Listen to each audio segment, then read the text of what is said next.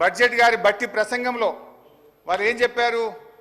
ఏకకాలంలో రుణమాఫీకి 31,000 కోట్ల రూపాయలతో మేము చేస్తున్నామని బడ్జెట్ ప్రసంగంలో చెప్పారు. నేను ఇంటికి వెళ్ళిన తర్వాత వాళ్ళు ఇచ్చిన పెన్ డ్రైవ్ ఓపెన్ చేసి మరి 31,000 కోట్లు ఏడబెట్టినరు, ఎట్లా పెట్టినరు మొత్తం లెక్క చూస్తే అది ఎస్సీ సప్లైన్ల కొంత, ఎస్టీ సప్లైన్ల కొంత, జనరల్ల కొంత మొత్తం పెట్టినరు. చాలా డీటెయిల్గా మొత్తం చూసిన. మొత్తం తీస్తే ఏమొచ్చిందంటే అధ్యక్ష 26,000 కోట్లు మాత్రమే వస్తున్నది. అసలు చెప్పిందేమో రుణమాఫీకి ఒక దశలో 41,000 అన్నారు, 35 అన్నారు, 31 అన్నారు. మరి బడ్జెట్లో చూస్తే మాత్రం 26,000 కోట్లే పెట్టిండ్రు.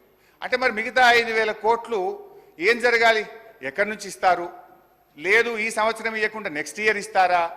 లేదు కోతలు పెట్టినారు కదా, చాలా కోతలు పెట్టినారు రుణమాఫీ విషయంలో. లైక్ రేషన్ కార్డ్ అని, పిఎం కిసాన్ అని, ఎన్పిఏ అకౌంట్స్ అని, రీషెడ్యూల్ అకౌంట్స్ అని రకరకాలుగా కోతలు పెడతా ఉన్నారు.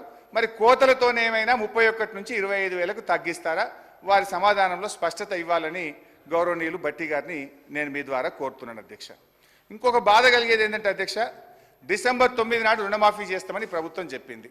సరే వారికి ఆర్థిక వెసులుబాటు కలగలేదా, కారణాలు ఏదైనా ఇప్పుడు 15 ఆగస్టు లోపు చేస్తామంటున్నారు.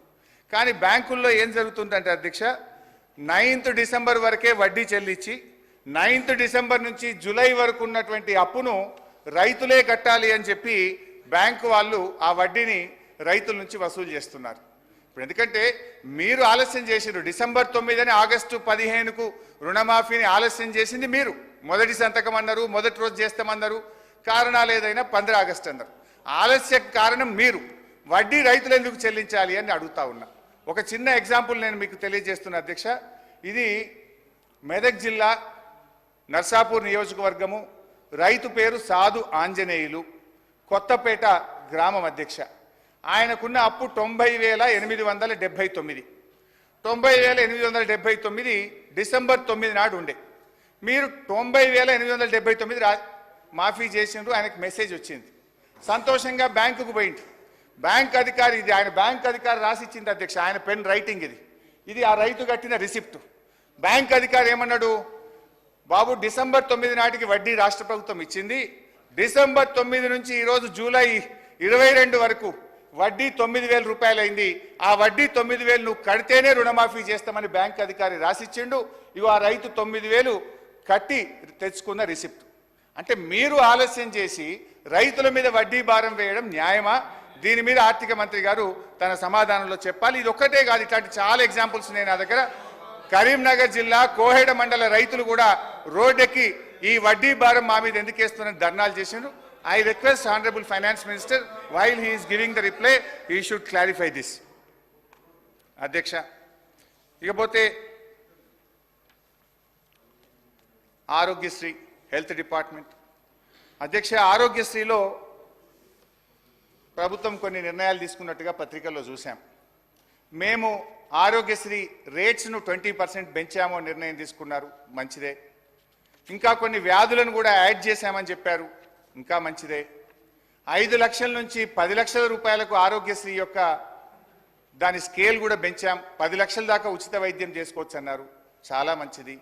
కానీ బడ్జెట్ చూస్తే పోయినసారి మేము 1,101 కోటి రూపాయలు పెడితే ఈసారి తగ్గించి 1,065 కోట్లు పెట్టారు. ఇది ఎట్లా సాధ్యమైంది? మీరు వ్యాధుల సంఖ్య పెంచి 5 లక్షల్ని 10 లక్షలకు పెంచి 20% రేట్లు పెంచి బడ్జెట్ తగ్గిస్తే ఇది ఆచరణ సాధ్యమేనా అని నేను అడుగుతా ఉన్నా. అధ్యక్ష, ఇక్కడ ఒక చిన్న విషయం ప్రభుత్వం దృష్టికి తెస్తా ఉన్నా.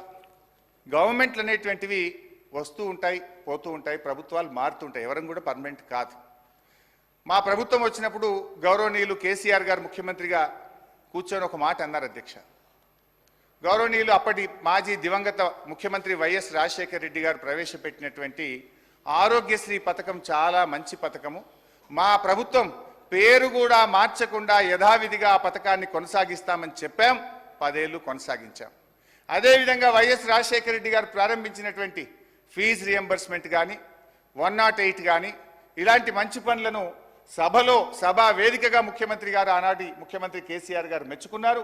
ఆ పథకాలను మేము కొనసాగించాం. కానీ మీరు కేసీఆర్ కిట్ అనే పథకం ఉన్నది, అది చాలా మంచి పథకం. దాని ద్వారా మన రాష్ట్రం IMR MMR infant mortality rate mother mortality rate గణనీయంగా తగ్గి దేశంలోనే అతి తక్కువ మాతా శిశు మరణాలు నమోదు చేసిన రాష్ట్రంగా 3వ స్థానంలో తెలంగాణను మేము నిలిపాం. అంటే నేను ఒకటే కోరుతున్నా, ఒకవేళ మీకు కేసీఆర్ అనే పేరు ఇష్టం లేకపోతే పేరు మార్చుకోండి, మాకేం అభ్యంతరం లేదు. కానీ దయచేసి న్యూట్రిషన్ కిట్, కేసీఆర్ కిట్ అనే పథకాలను కొనసాగించండి. మీరు పేరు మార్చుకున్నా మాకు అభ్యంతరం లేదు, కానీ రాజకీయాల కోసం ఆ పేద గర్భిణీ స్త్రీల కడుపు కొట్టకండి, రేపటి పుట్టబోయే బిడ్డల భవిష్యత్తు మీద దెబ్బ కొట్టకండి. న్యూట్రిషన్ కిట్, కేసీఆర్ కిట్ పథకాలను దయచేసి కొనసాగించాలని మీ ద్వారా ప్రభుత్వాన్ని నేను కోరుతా ఉన్నా అధ్యక్ష.